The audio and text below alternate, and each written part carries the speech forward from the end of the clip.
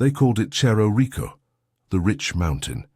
From a distance it rose like a jagged red tooth above the plain, its slopes stained the color of iron and dust. For those who lived beside it, for the men who went down into its throat, and for the merchants who counted its silver by the shipload, the mountain acquired a different name, the mountain that eats men. That phrase is not a literal claim about spirits or monsters. It is a shorthand, a grim image for a reality where wealth and death were braided together, where a single seam of ore could reorder global markets and undo entire communities. The story begins with accident and curiosity. In 1545, a small band of Aymara and Quechua hunters led a man named Diego Gualpa to a glint in a ravine. Whether he first saw a silver vein or a scrap of weathered ore, the effect was immediate and disproportionate. News traveled quickly. Within months, what had been a thin scatter of highland hamlets became a funnel for people, animals, equipment, and rumor. Potosi, which had been a minor settlement, swelled into a city whose size and bustle surprised the Spanish officials who arrived to oversee it. The mountain's revelation was also the opening of a vast experiment in extraction. Geology met empire, and the consequences would be felt across oceans. If that opening image seems cinematic, it owes something to the reality that followed. Within a generation, Potosi was one of the largest cities in the Americas. Contemporary observers wrote of a place that glittered with storefronts, convents, and warehouses. Yet those bright streets were the mirror of work done in the dark. Silver from Cerro Rico flowed into the coffers of the Spanish crown, into European markets, and into Asian trade routes. Spanish administrators measured riches in pesos and reales. Merchants tallied them in ledgers and letters that crossed the Atlantic and continued on to Manila. Silver changed prices, fueled wars, and became a backbone of a global economy that few living in the high plateau could imagine. The mountain's output was not merely local wealth, it was a resource that reshaped credit, coinage, and consumption far beyond the Andes. But the bounty did not sustain itself. Extracting that silver required labor, tools, and organization. The Spanish crown and its colonial administrators did not leave those pieces to chance. Under Viceroy Francisco de Toledo, who arrived in the 1570s, colonial mining was reorganized with an eye toward maximizing production. Toledo's reforms were practical and brutal. They clarified property rights for mines, standardized taxation, and, most consequentially, restructured labor. The old, often irregular methods of mining gave way to systems that turned an enormous human landscape into a kind of labor reservoir. At the heart of this new system was the mita, a policy adapted from Andean traditions of collective labor and made compulsory by colonial authorities. In practice, mitayos were indigenous men drafted for rotating stints to work in the mines and in colonial infrastructure. A community might be required to provide a quota of laborers to the mine for a certain period each year. In theory, the mita resembled earlier forms of compulsory service familiar in the region. In reality, under colonial pressures and the scale of industrial mining, it became a mechanism that removed thousands of workers seasonally from their agricultural cycles and kin networks. Men who had once planted potatoes, cared for herds, and tended families now carried heavy bags of ore up ladders, slept in cramped barracks, and breathed dust that would not leave them. The demands of the mita were not the only force reshaping life. Toledo and his administrators pushed to integrate indigenous populations into a cash economy that required coin for taxes, fines, and market purchases. Where subsistence and reciprocal exchange had governed many communities, now the silver economy imposed new rhythms. Fields that had once sustained households were neglected or cultivated differently. Families were stretched. Women and elders often bore heavier loads at home while men were absent. Some indigenous leaders sought to negotiate the terms of labor and taxation. Others resisted outright. Agency existed, but within a framework tilted by colonial power and the imperatives of extraction. Below the city's dazzling facades, the mountain's interior became a commercial space of a different order. Tunnels multiplied. Shafts descended into the earth at angles that followed neither logic nor comfort, but where rock and seam promised value. The work inside those passages was at once technical and primitive. Timber supports held up roofs, candles or rush torches provided light, and ladders and ropes were the only mechanical aids in many places. Air could be failingly thin and foul. Miners spoke of bad air rising in pockets that could suffocate. Temperatures shifted with depth and season, sometimes becoming furnace-like in the deepest chambers. Ories were struck, broken, then hauled up in pieces by men whose lives became measured in loads. The day-to-day details are striking for their ordinariness. Men chewed coca leaves to dull hunger and fatigue, their mouths stained green from the leaves and lime. They walked the same narrow ledges, feeling the rock's dampness through their boots. Boys accompanied fathers or older brothers, carrying smaller sacks of mineral that taught them early what the mountain expected. Candles guttered, dust hung like a brown fog. When a vein was struck, a small exultation spread down the tunnel, but it was followed quickly by the practical task of shuttling ore in baskets and sacks, of breaking rock to smaller sizes for transport and processing. The labor was both skilled and brutally physical. It required knowledge of where a vein might run, how to prop a dangerous roof, which timber would hold, and it exacted a human price. That price was made starker by the technologies used in processing. One of the most consequential innovations for Cerro Rico was the wider adoption of mercury amalgamation. The method, refined in the 16th and 17th centuries, allowed miners to extract silver from low-grade ore that earlier methods could not handle efficiently. In essence, crushed ore was mixed with mercury. The mercury bound with silver to form an amalgam. That amalgam could then be heated to evaporate the mercury, leaving behind concentrated silver. Technically elegant and industrially transformative, the mercury process extended the productive life of mines and made previously marginal deposits profitable. It also introduced a slow, invisible hazard. Mercury is a neurotoxin. In the processing sites and along the routes where mercury was handled, workers were exposed in ways that could hardly be detected by the people of the era. Vapors from heated amalgam rose into the air. Spills contaminated soils and waterways. Chronic exposure produces tremors, cognitive decline, behavioral changes, and kidney damage. Records from the era are not clinical in the way modern reports are, but chronic complaints, mental disturbances, and shortened lives appear with disturbing frequency in the documents and personal accounts that have survived. In later generations, historians would connect the dots between processing sites and patterns of illness. In the moment, the chemical invisible to the senses became one of many unnamed killers in the miner's environment. The mountain also introduced another respiratory danger, silica dust. As rock exploded and ore was crushed, fine particles filled the air.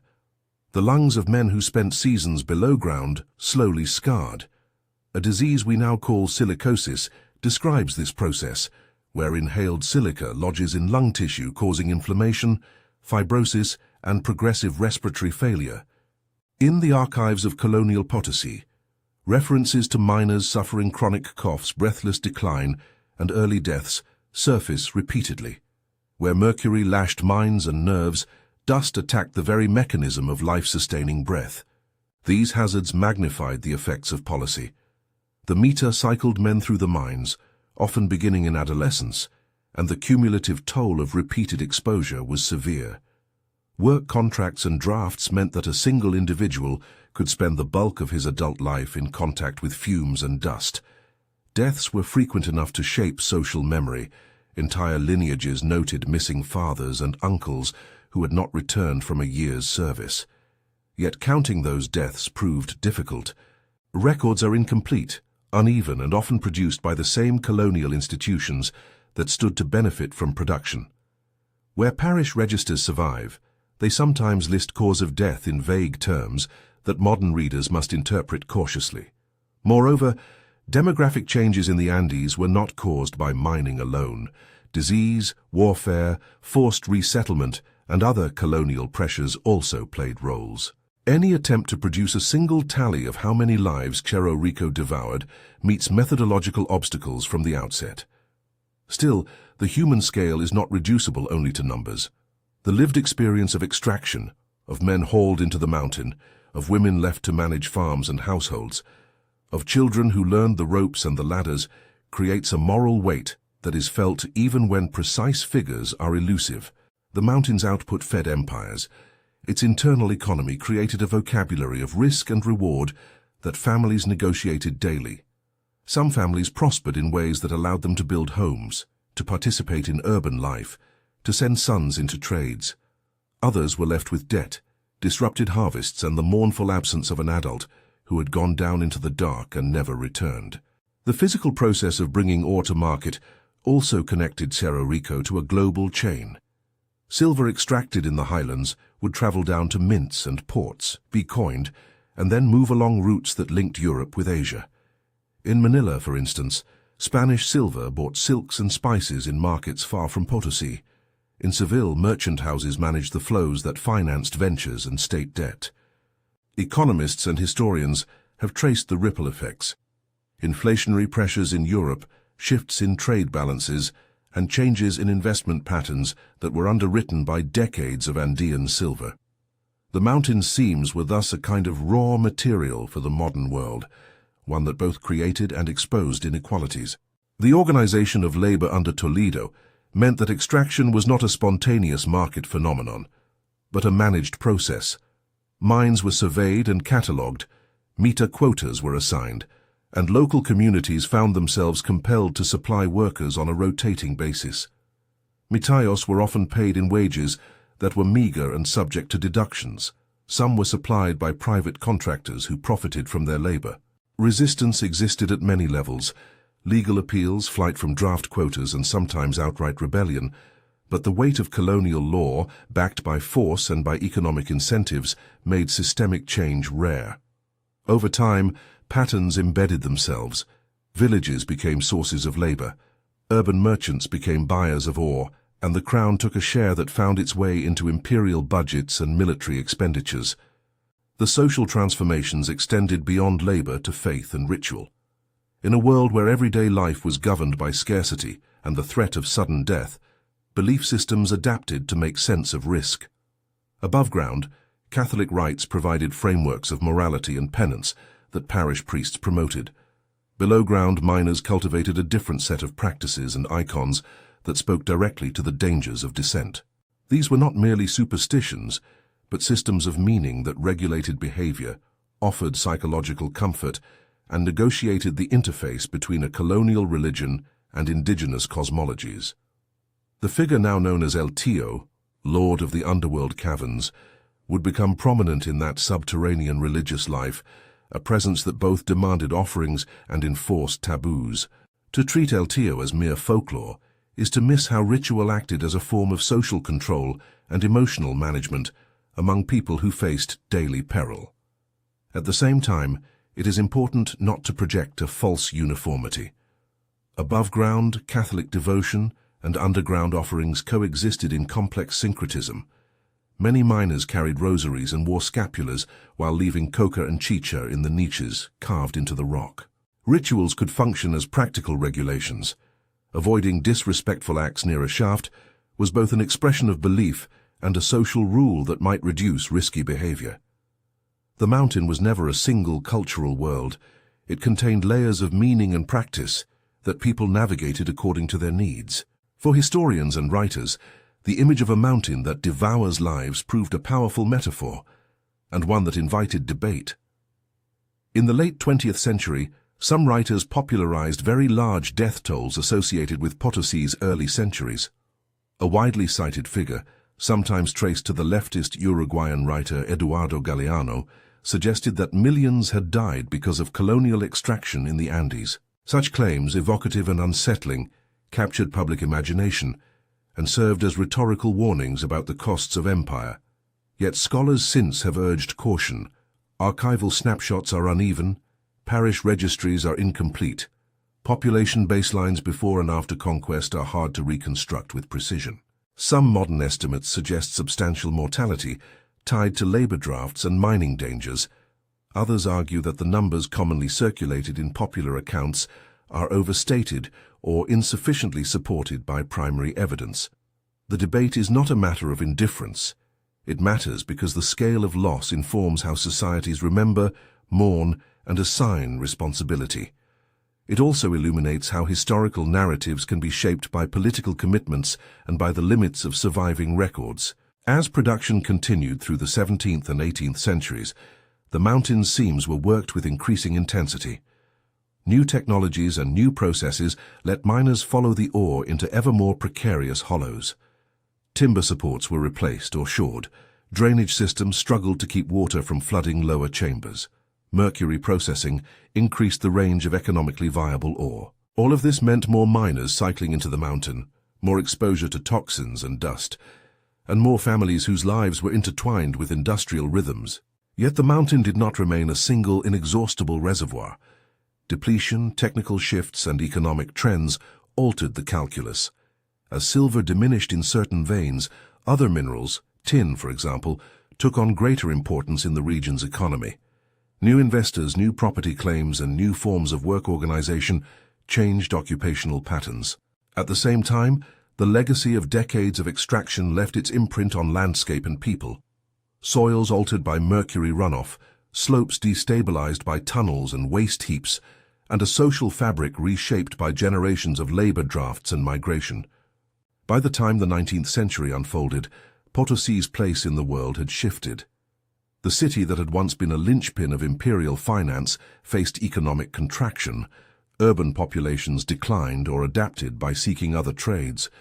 But even as the center of gravity moved, the mountain continued to be worked, and the memories of what it had taken persisted in family histories, in local customs, and in the grooves worn into the stone. Remembering had practical implications. Who would claim compensation? Who would argue for reforms? Who would tell the mountain's story to travelers and scribes? This first movement of the story, discovery, boom, institutionalization of labor, and the subterranean realities of work, ends with a glaring paradox. Cerro Rico produced wealth that underwrote a global economy, and it produced a pattern of human lives shortened by respirations, neurological decline, and social ruptures. That paradox is not simply about abstract inequality. It is about particular houses and particular families who negotiated hope and loss. On one side stood the merchants, the mint officials, the administrators who balanced ledgers and decreed quotas. On the other stood the mitayos, the day laborers, the boys who learned to shoulder sacks, the women whose crops suffered, and the elders who buried sons.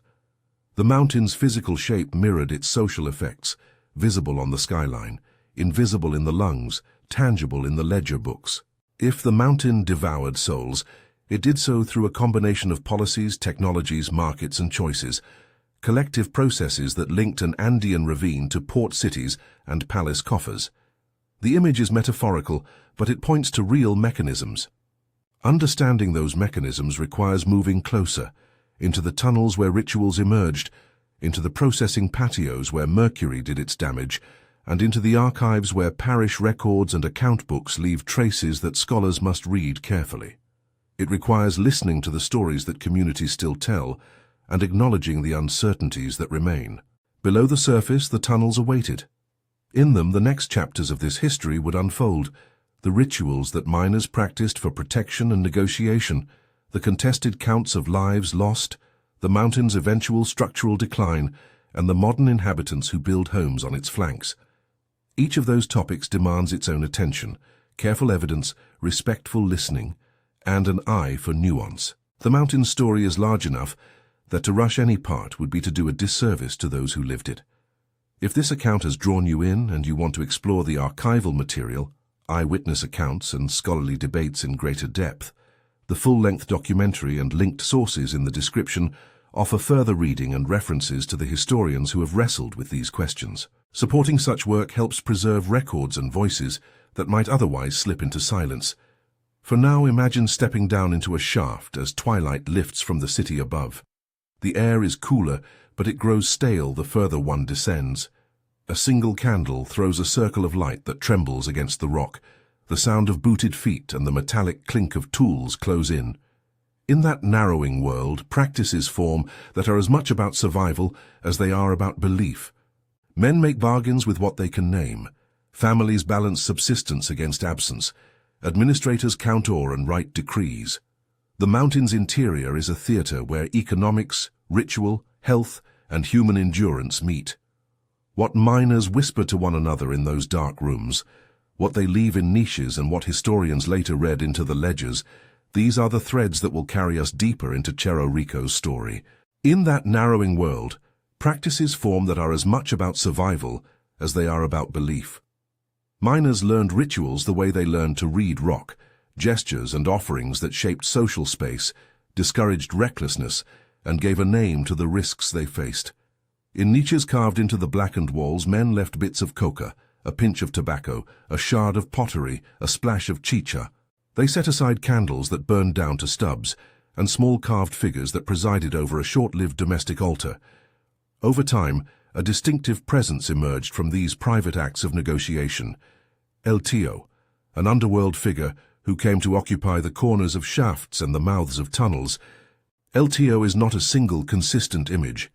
He is a plurality of shapes, a horned figure in some niches, a rough-hewn effigy in another, sometimes an empty space where offerings are made as if to an absent and demanding host. Miners speak of him with a mixture of mockery and deference. To propitiate El Tío is to acknowledge that the mountain has its own claims. To ignore him risks both social censure and, in the miner's moral economy, bad luck. Offerings are transactional. A cigarette left in exchange for an easier shift, a libation poured for guidance when a face of ore looks promising.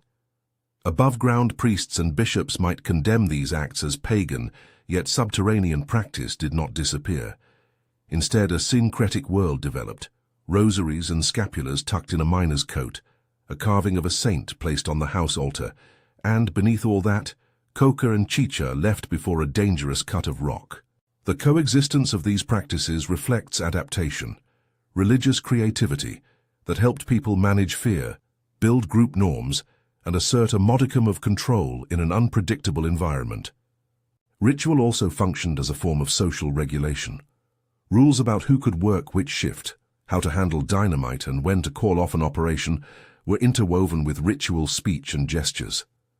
If a man broke an offering or showed disrespect to the niche, his fellows might judge him reckless. Conversely, someone who observed the proper rites signaled that he belonged to the group and accepted its risks. In the absence of reliable safety systems, these cultural practices decreased some hazards by enforcing caution and maintaining solidarity. They did not, of course, erase the chemical poisons or the grinding strain of hauling ore, but they did shape a subterranean ethics of work, how men should behave, how misfortune should be interpreted, how consolation was to be found. The question of how many lives Cerro Rico claimed has shadowed scholars and storytellers for decades. It is a question that opens methodological and moral complexities rather than an easy arithmetic.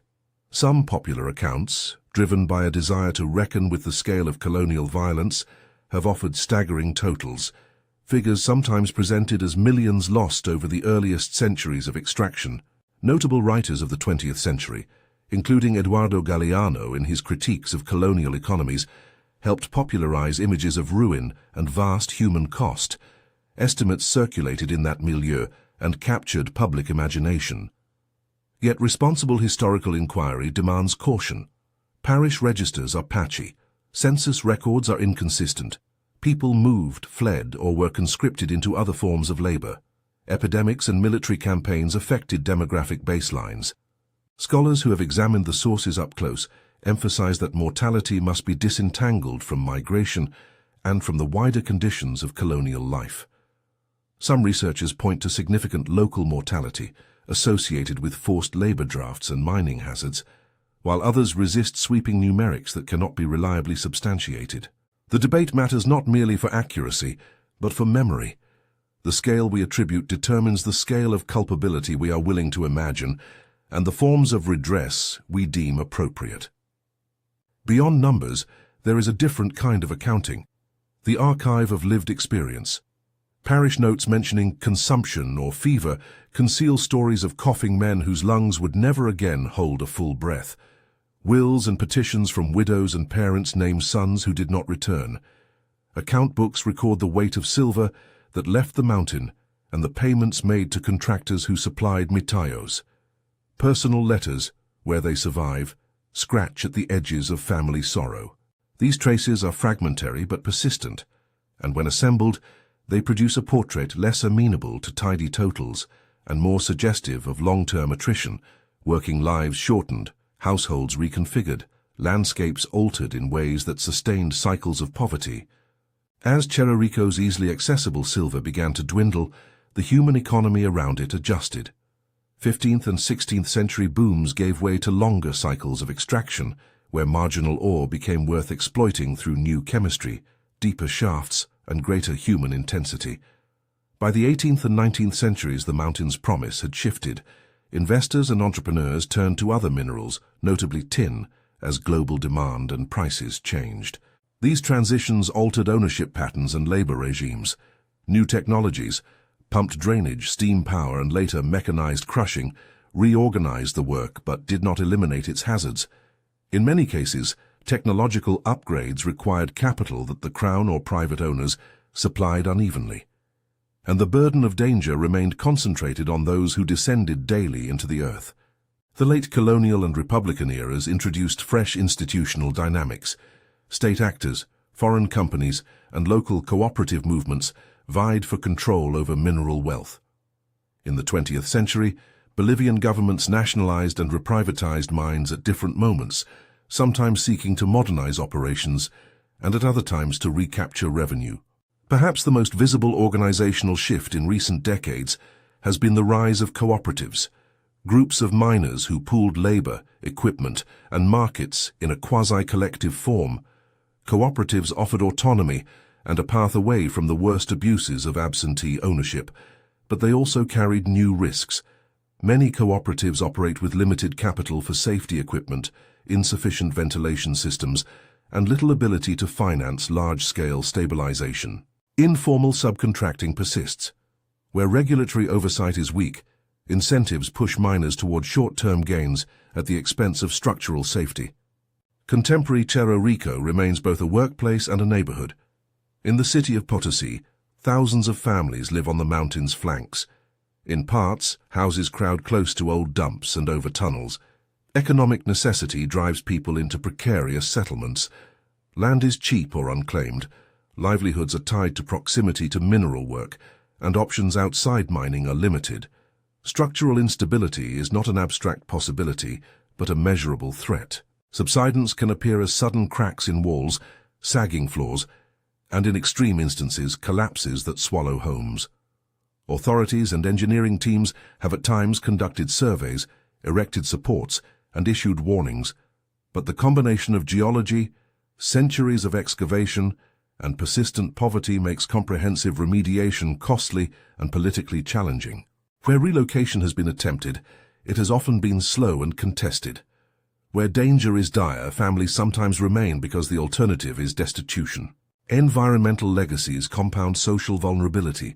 Mercury and other contaminants introduced during centuries of processing persist in soils and waterways. Children growing up near processing patios and runoff channels are exposed to toxic residues that can impair development. Streams that carried sluice water from processing sites show elevated metal concentrations, and agricultural plots downslope can carry residues into the food chain. Efforts to remediate contaminated land and water exist, carried out by government agencies, universities, and NGOs, but they confront the twin problems of scale and resources. For communities that have relied on mining for generations, the pollution is not only an ecological issue, but an inherited cost of an economy that once made some families comparatively prosperous and now leaves many at risk. Workplace fatalities continue, though the reporting landscape is uneven. Local press accounts, NGO reports, and union or cooperative tallies provide snapshots, collapses of galleries, accidents involving dynamite or machinery, and illnesses that culminate in premature death. Estimates for recent years vary depending on the source and the period considered. Some annual tallies indicate dozens of work-related deaths in the province. Others, using broader definitions, count higher totals when illnesses linked to chronic exposure are included. Whatever the precise figure, the human stories are immediate. A mother who must find income after a husband is crushed in a tunnel, a teenage son who replaces a father lost to lung disease, a neighbor who drives a cart to the processing yard while respiratorless men still crush ore by hand. Contemporary miners and their families make pragmatic calculations about risk. The wages available underground, even if irregular, may exceed what small-scale agriculture or local crafts can yield, so the choice to enter a shaft is often a rational one in the absence of alternatives. This pragmatism underscores an ethical complexity. We can condemn exploitative systems while recognizing that for many people, mining is not merely a trap, but a source of survival, identity, and community. Cooperative efforts that aim to improve safety, provide technical training, or diversify local economies speak to that dual recognition. They accept the reality of mining as livelihood, even as they seek to reduce danger and broaden options. International collaborations have brought better ventilation techniques, training in dynamite handling, and community health programs, but these interventions require sustained funding and political will. Preservationists argue for stabilizing the mountain's galleries and for documenting intangible heritage, the rituals, songs, and oral histories of miners, so that the human dimension of Cerro Rico is not lost amid engineering plans and economic analyses. Memory work, how Cerro Rico is remembered and taught, has its own politics. School curricula, museum exhibits, and tourist narratives mobilize particular versions of the mountain's past. Some portray a heroic labor history, others emphasize colonial brutality. Historians caution against narratives that flatten complexity into easy moral binaries. Indigenous communities, mine cooperatives, municipal authorities, and national governments each advance different emphases: reparative justice for descendants of coerced labor, recognition of artisanal miners' rights, economic development, and heritage conservation. Negotiating these competing claims requires not only historical clarity, but humility about the limits of knowledge and an openness to local voices that have often been marginalized in national and international narratives. International attention has sometimes helped, particularly when it channels resources toward health screening, environmental testing, and training. Projects that monitor mercury levels in school children, that provide respirators and helmets, or that fund alternative livelihoods have real impacts, yet funding is rarely commensurate with need. The mountain's material problems, collapsed galleries, contaminated soils, unstable dumps, are expensive to fix. Political cycles make long-term commitments uncertain, and global markets still shape local incentives. Rising prices for certain minerals can spur renewed activity in dangerous galleries, while a market downturn can push men into riskier practices out of desperation. Returning to the metaphor embedded in our title, the mountain that devours souls is a complex shorthand. It captures a moral intuition that a system of extraction imposed by distant powers and local intermediaries took a disproportionate human toll. But to treat the image as literal, or as a single cause explanation, obscures the multiplicity of factors at work: imperial policies and market pressures, technological innovations and cultural adaptations, personal choices and structural constraints. The mountain did not swallow souls through some supernatural hunger. It consumed labor through organized demands, chemical poisons, and dangerous working conditions that were often normalized by law and custom. Those mechanisms operated across centuries and across scales, linking an Andean ravine to merchant houses in Europe and trading ports in Asia. Remembering Cerro Rico requires both moral clarity and empirical care. It demands that we acknowledge the suffering and dislocation caused by mining regimes, that we pay attention to the lived experiences of miners and families, and that we avoid simplistic tallies that claim certainty where the archives do not allow it. It invites us to support efforts that document oral histories, conserve fragile archives, and fund scientific studies into contamination, work that preserves evidence and gives voice to those whose stories might otherwise be lost. It also prompts reflection about present-day policy, how to balance economic need with worker safety, how to remediate environmental damage, and how to create alternatives for communities still tied to extraction. In the end, the image of the mountain devouring is less an accusation against invisible demons than a summons to look at the institutions that made human bodies disposable in the pursuit of wealth.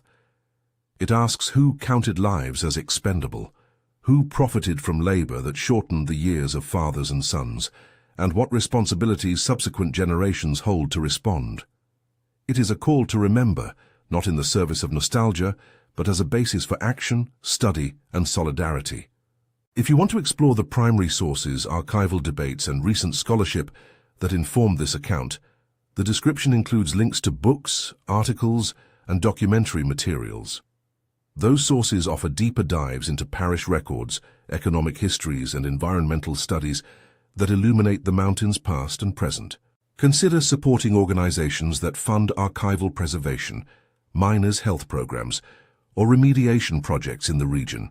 Such work helps keep evidence and testimony visible.